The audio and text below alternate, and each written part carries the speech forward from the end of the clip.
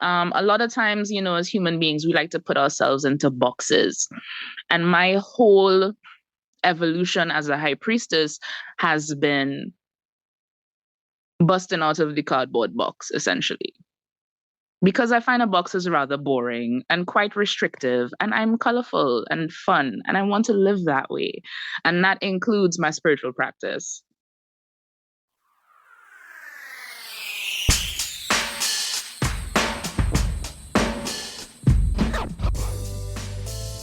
You're listening to I Have Given My Answer with Liz Gillum of E616 Consulting. If you're ready to take part in the conversations that give Black women the comfort, the community, and the confidence to live our lives freely, recognize our true worth, and embrace softness, and I know you are, then you are in the right place. I am your host, and you can join me each week as we talk honestly and authentically, freely, and in our own words. There is no one here to disappoint, no one here to judge, just Black women supporting other Black women. If you are ready for that community, then step into the right place.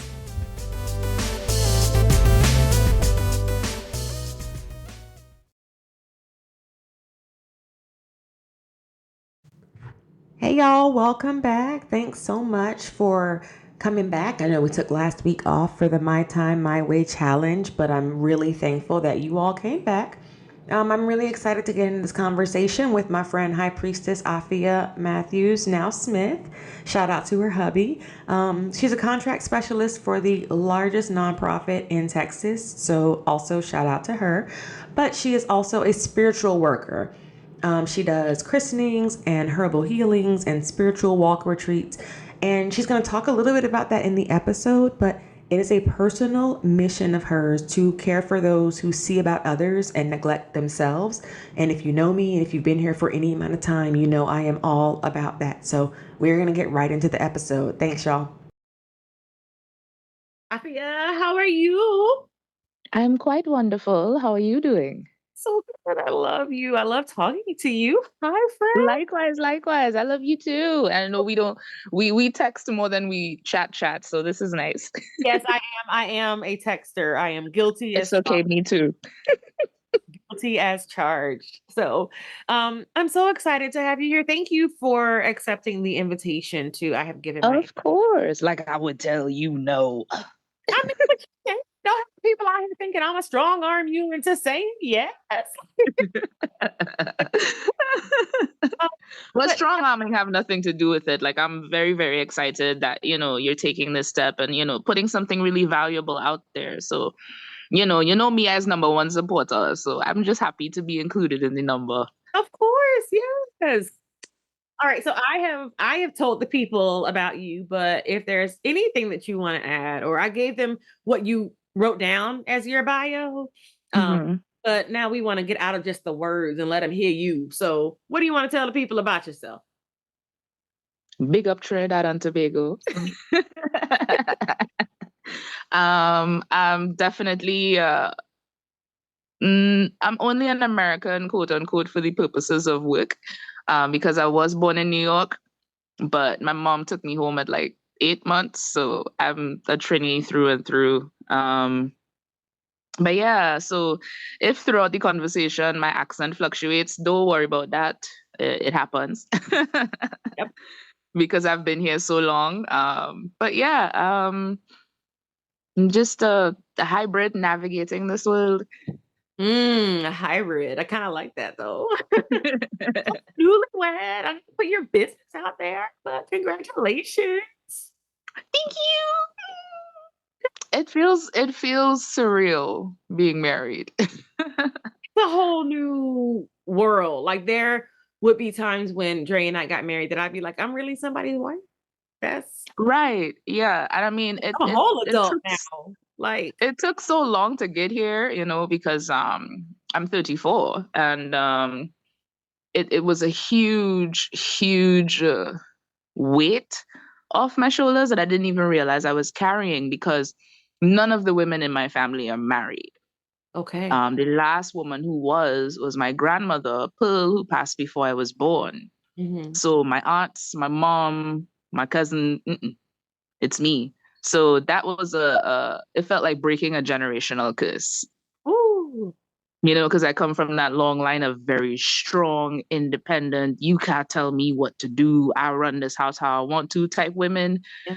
And I didn't have the example growing up of how to pair well with men. So, Mhm. it feels almost surreal to be here because I had a lot of unlearning to do to be Yeah, here. absolutely.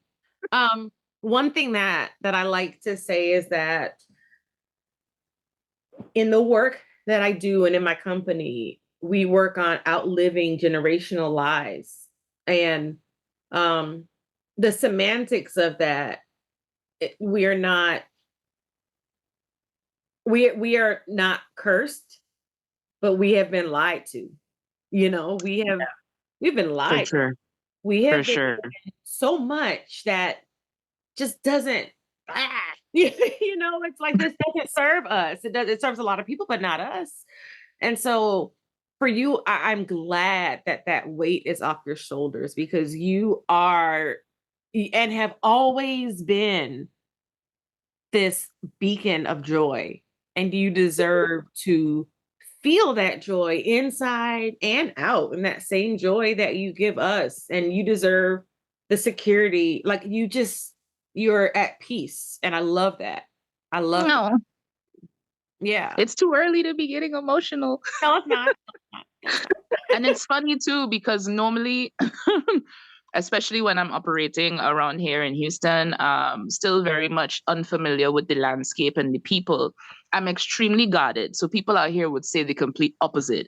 Like, oh, she's always in a corner. She's always to herself. She's always putting up this wall and this, that, and a third. And it's like being a spiritual person, I can hear you. Yeah. Your thoughts, your spirit, I can see you. So it's obvious that I'm not, I'm joyful to people who have good spirits. I'm very much like I'm watching you if I feel or see otherwise. So it's difficult trying to balance that and still be personable. But I'm kind of at a stage in my life where like if I feel the rat energy, I'm not coming around you. And you just gonna have to live with that. Yeah. And I get that wholeheartedly. And you sought me out. Like, we have been fraternity sisters and Facebook friends for I don't even know how long, but y'all don't Right. I think it was since I joined SAI, actually. for a long time. And y'all Yeah. listeners, y'all don't know. Maybe some of you do. Y'all don't know, but I was cleaning one summer and Afia messaged me and she's like, "Hey, what are you doing this weekend in October?" And I was like, "That depends highly on what you're about to ask me." It was like July or something. But she had been to Carnival Miami, and I had always wanted to go. And it was the time of my life, but it was such a difficult day. I was on my cycle, and it was hot, and I was hungry, and I was cramping, and I had a headache, and she was just supportive and wonderful, and I never felt alone. And this was before I knew about my Cameroonian roots, and so I was just out there, like everybody had their flags, and I was like, I never felt singled out. And so when she says that she is joyful to people who have good spirits, that's real. Like, she is just a delight and a joy and a wonder. And I'm really just thankful that you have not only agreed to be on this show, but to share your light with our listeners. I don't take that for granted. And I also don't bring to them people I don't trust, because I love our That listeners. part. And I don't them people who are not going to pour into them.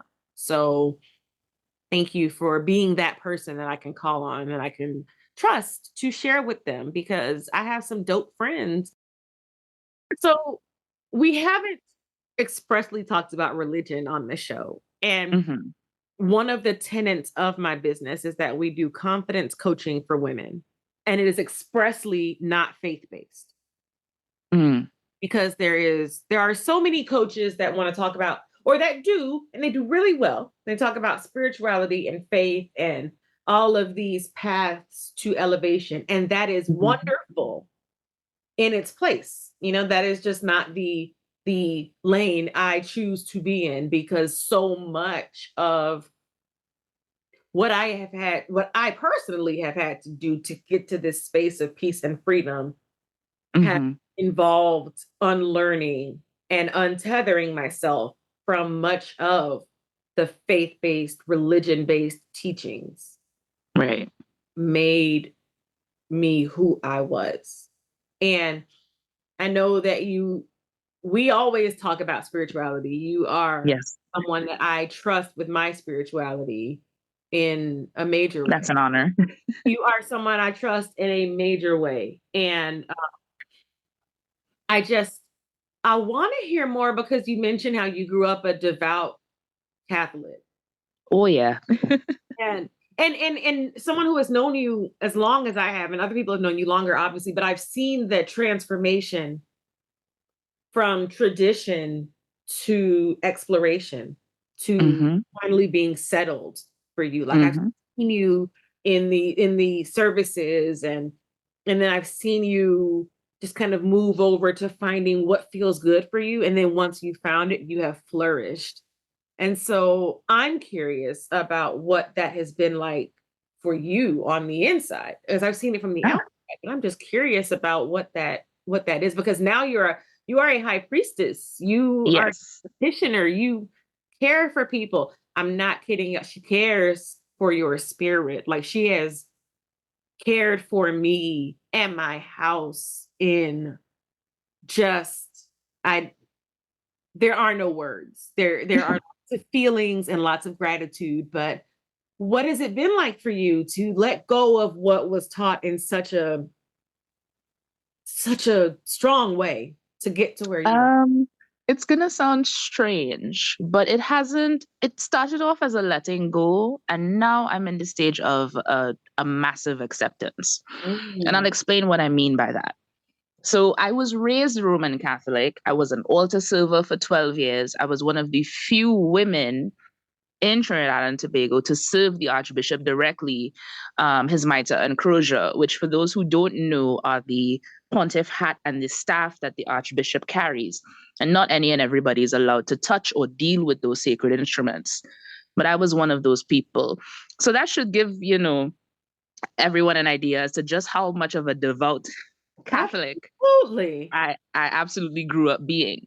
So I went through many phases of accepting the dark history of the Catholic Church, accepting the rituals of the Catholic Church, accepting exactly where that religion came from, how it evolved, etc. And then I went into, well, I need to break free from all of it because I don't want to associate, etc., etc. But later on in life, I have come to the acceptance that it has all shaped me, and it is part of my practice because there are things within the Catholic faith that I still use. Um, I kind of put it like this: when I became an Eastern Star, I did not come from a bloodline.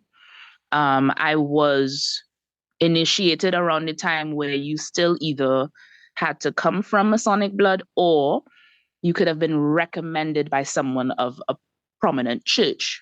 Hmm. The Archbishop at that time of Trinidad and Tobago wrote my recommendation letter. And it sounds strange because a lot of times you'll see Catholicism and Masonry don't agree. Right. However, he told me that there's nothing wrong with seeking out and learning and encompassing esoteric knowledge. He said it is there for all who want to learn. And he said, if that's something that you want to explore, he said, I will not condemn you. And that gave me the freedom to actually fly and go explore everything. Because, as you know, I have very strong Orishas that walk with me. Yes. I have Hindu deities that walk with me because I have Indian heritage as well. And, coming from Trinidad, some people are kind of narrow minded and they'll stay in the lane that they grew up in. But as a country, we accept, explore, and celebrate everyone's faith and culture. I think we're one of the countries in the world with one of the most holidays, and half of them are religious. Hmm. So I grew up celebrating Eid, I grew up celebrating Diwali, Easter, Shelter Baptist holiday, you name it. Right. So now I'm in a phase where I'm like, I don't have to pick because everybody walks with me in a particular way, shape, or form, whether it's by ancestry or what I've been trained in. And if someone comes to me from a Catholic background, I can deal with that person on a healing level from that Catholic background. Mm-hmm. If someone comes to me from a Hindu background, it's the same thing because I've been trained in various disciplines. So now I'm in a space where I'm like, I don't have to choose, Yeah. and I don't necessarily have to run from where I've been. I just embrace the parts of it that my spirit allows me to accept. And that's what I work with. And that's what I work on. A lot of times, as human beings, we like to put ourselves into boxes. And my whole evolution as a high priestess has been busting out of the cardboard box, essentially. Because I find a box is rather boring and quite restrictive, and I'm colorful and fun, and I want to live that way. And that includes my spiritual practice. It really has just been such an honor to watch you embrace that and to embody that freedom and colorfulness in your practice. It makes you someone again that I feel like I can trust with me and my family and my friends. And it's been a really wonderful thing to see and to Thank you. Many yeah. nights of tears, I will say that, because sometimes, that whole the past exposure of, if you're doing anything other than this way, it's wrong, it's demonic, etc. Sometimes that does try to come to the surface. But then I literally just sit there and I'm like, yeah, I don't need to feel no type of way about this because all of the altars that I have in my house serve me in one particular way, shape, or form. And, none of that is me, quote unquote, slapping God in the face, because if it were not for me, I would not have access to it. It's just that simple. Yeah. And just for those listeners who may not be familiar, high priestess, explain that a little bit more if you are comfortable with that. If not, then they can. Yeah, that's fine. Okay. Okay, so normally, you know, in um in certain traditions, you'd be a high priestess of a particular energy, deity, spirit, however you want to call it. But being in the spiritual Baptist faith, which is, where my roots are at the moment, because we are allowed to sway into all of the pantheons through that portal. Um, I don't belong to any one particular energy. Mm-hmm. When I was elevated to high priestess, it was explained to me that my teacher pointer, Queen Mother Avril, she said, basically, you are my shadow, because she is the mother of her particular church. Mm-hmm. And, she sees about her people and, her congregants and everything like that. And as a high priestess, I assist her in that duty when I'm home in Trinidad. I can ascend to her position as a successor as well when that time comes. We're very, very, very long off from, such things taking place, but that's essentially what it is. It's more along the lines of succession. Um, and it's also why I don't belong to one particular spirit, religion, or energy, because everybody comes through we have puja, which is like sit down prayers. All the Indian spirits will pass through. We have a feast, all your rishas will pass through. We have a banquet, all the kabbas will pass through. So there's not necessarily I belong to one particular, and that's also something I enjoy, because there's a freedom in being a high priestess of all instead of one, Yeah. because that means I could float. I can go where I'm needed. I can go where I'm called.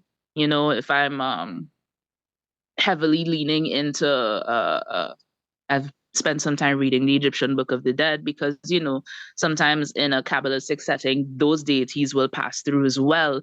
And those very ancient, powerful energies are where I find, some of the most interesting and wonderful knowledge, universal knowledge, blessings, secrets, tapped in, however you want to describe it. So yeah, it's very different from, being a priest or a priestess of one particular energy, Right. Yes. because I have the ability to float anywhere. And that type of freedom is really the kind of life I've always wanted, because I'm not, I'm not a box person. You put me in a box as a true Scorpio, I'll claw my way out kicking and screaming. So this is a much better way for me to, keep the faith, but not feel like I'm in chains. Yeah. Because for quite, you know, a few years of my life, I felt like religiously I was in chains. Absolutely. I know that feeling so well. I know what you've done for me, spiritually and just personally, as a friend, as a mentor, which you have never heard me refer to you as, but I believe I see you as a mentor to me, as a guide. But I know that it's your personal mission to care for those people who see about others, but also neglect themselves. And in this space, we are very big on standing in who we are and caring for ourselves and recognizing that we are worthy of care. Yes. So what led you to that space? And then on the flip side, what are some of your favorite ways to care for people? Let's see. So that space was a calling. Yes, I believe that wholeheartedly. Yeah. Literally, because I was never someone who wanted to, be quote unquote an Obia woman or a priestess who sees about people and this kind of thing. Like, I was very, very happy being a background character who saw about the elders who were busy seeing about the people. Okay. It's always where I've found comfort, because a lot of times we just take and take and take and take from our elders, especially when you're just discovering spirituality in some esoteric way and you're like, I want to know this, I want to know that, I want to know the other. And you find an elder and you're just over there taking, taking, taking, taking, taking. And nobody will turn around and say, are you hungry? Can I give you a glass of water?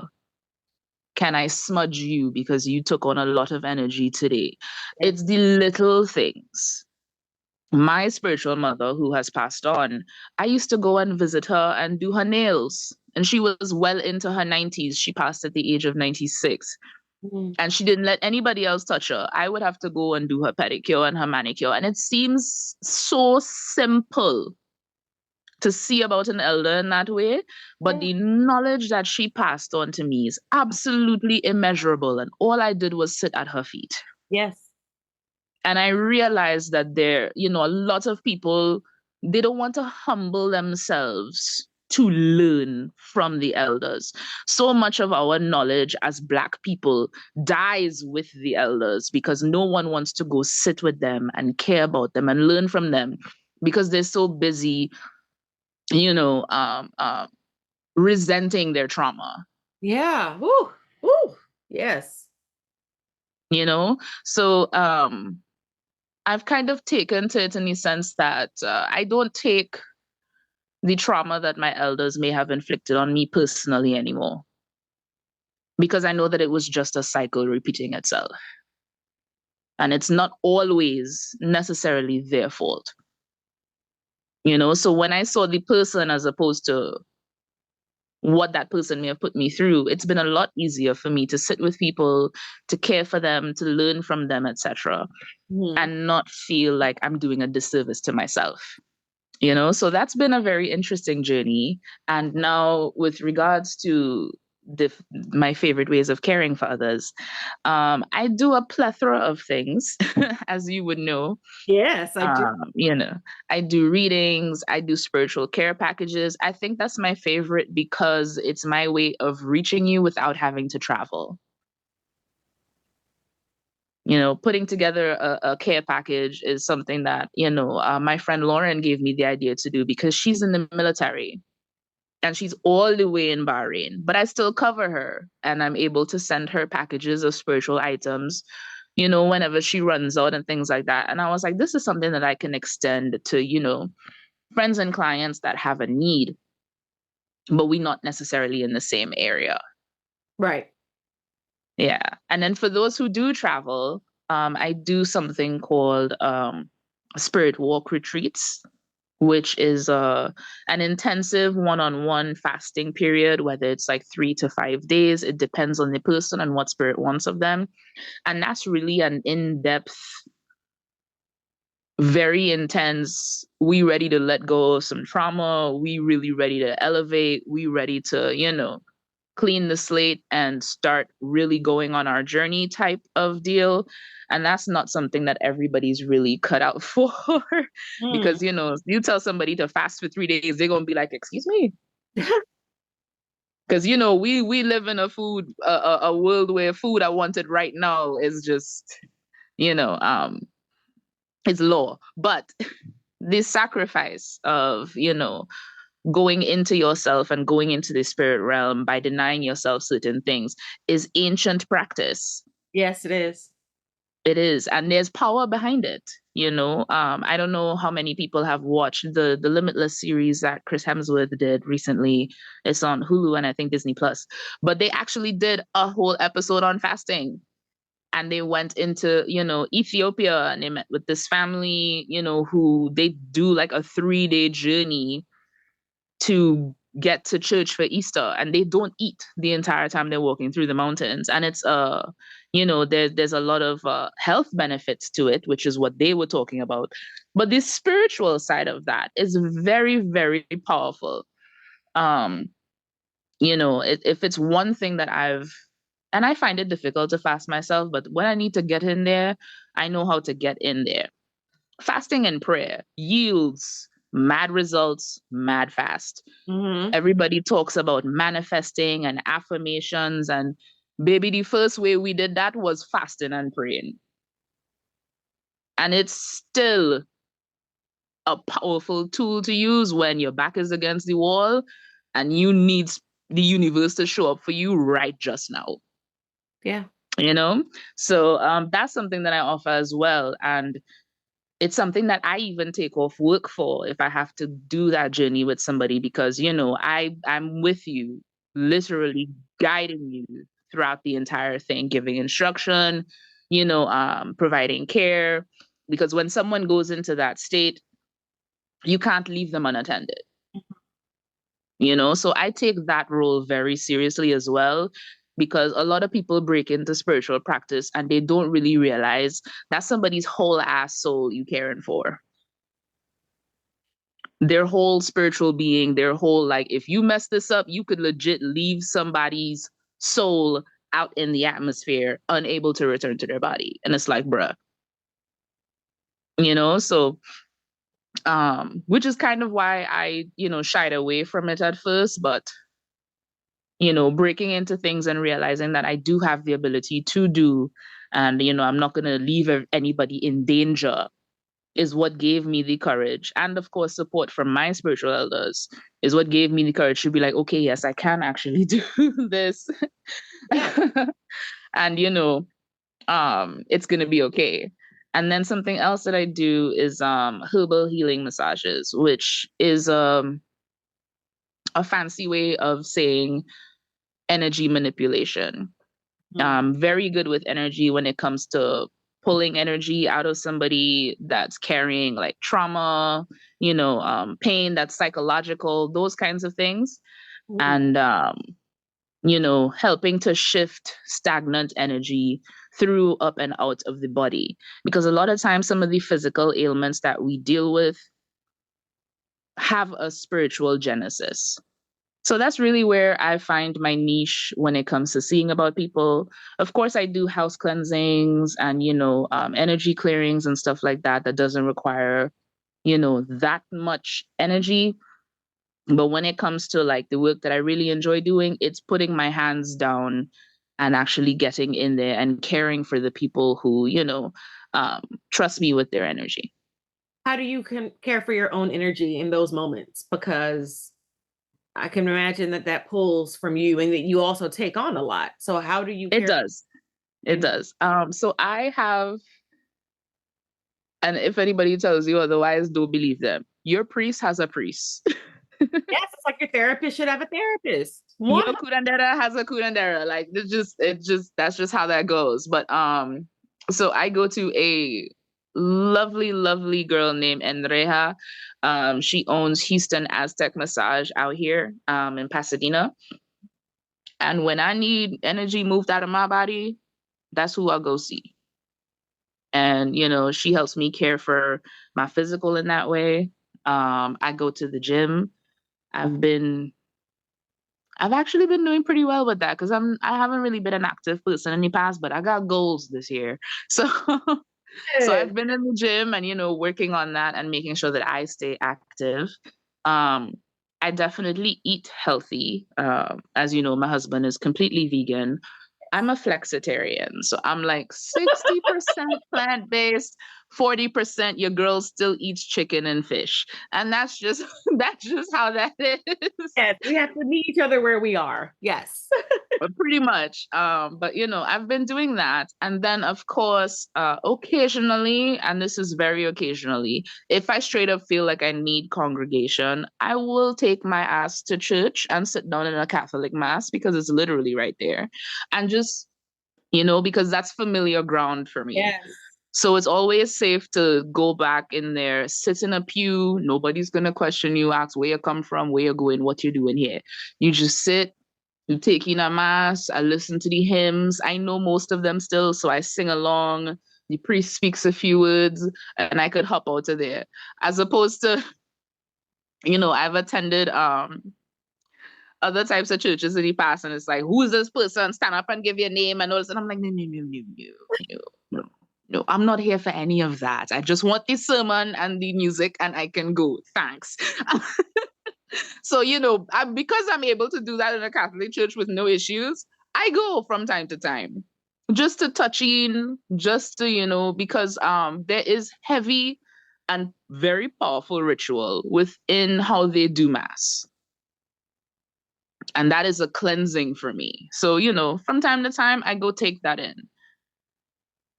I love the flexibility that you exhibit, because you are very good at what you do, and you are. But I love that you, when you care for yourself, you are not locked into just one thing. That you rely on all the things that can bring you care and peace. And I think that learn from that, because you can be very good at what you do, but it's also okay to, for your own self-care, do a couple of different things to take care of yourself. Yeah, I definitely have to do different things, because if I keep doing the same thing over and over, after a while, the energy won't move anymore. Right. And what I'm carrying figures out how to nest and stay.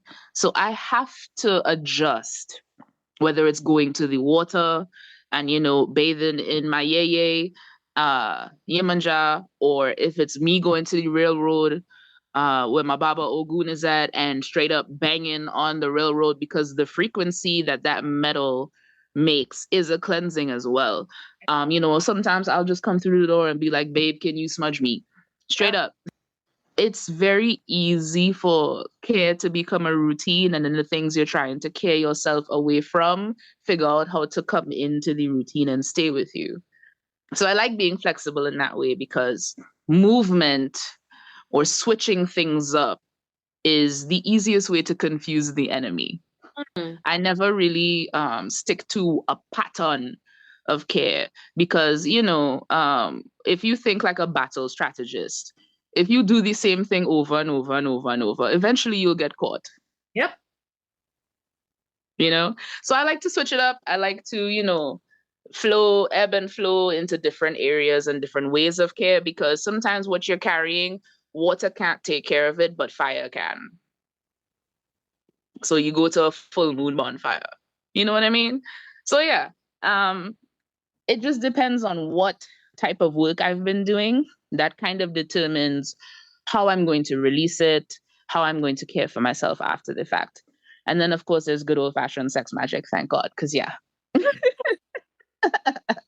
We need to entire other conversation about that, because I'm here for that. I'm here for it. Yes. Yes. We have talked about care, and we have talked about religion, and we've talked about these things. And so now it's time for our ice cube moment. I'm gonna have to get a sound for that, or something like a little cling, cling, cling, or something. Because I can just, if you That'd just be cute. ice cube moment, people gonna get sick of me. But for That'd be fine. new year, the ice cube is just a little nugget for our listeners, and Mhm. our guest will share something that you would like to leave with the listeners. It can be something they can chew on or something they can sit with. Mhm. They would like to do in their glass of lemonade. So either theoretical or literal. So what would be your ice cube for our listeners? So because I have developed my own philosophy, and because I have a philosophy that I've carried with me for a very long time, I Mhm. will give an offering of 2 cubes of ice. Ooh, yes. So the first cube that I get from my mother is you cannot pour from an empty cup. Mhm. Especially as Black women, we come from a society where we just continuously give and give and give and give, without being replenished.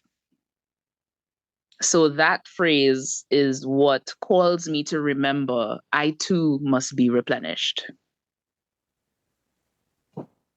And then the second cube that I would like to leave is they're not going to like you anyway, so just do it. Ooh, I love that. Yes. Oh, Afia, thank you so much. Thank you. It's been an absolute pleasure.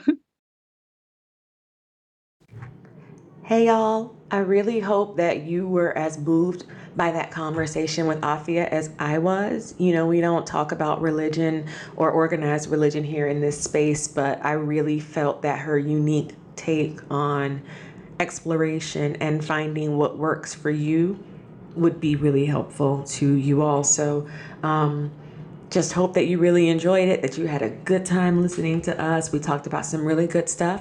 We'll be back next week where we'll get to talk about the My Time, My Way challenge and how that went. And I will talk with you all soon. Be good.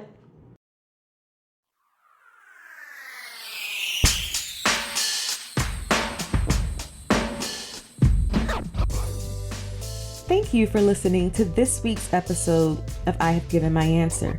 This week's episode was produced by Oz Longworth Jr. of Longworth Media Solutions. We hope that you have been reminded that you are enough. Be sure to come back next week where we'll have another conversation to remind you just how wonderful you are.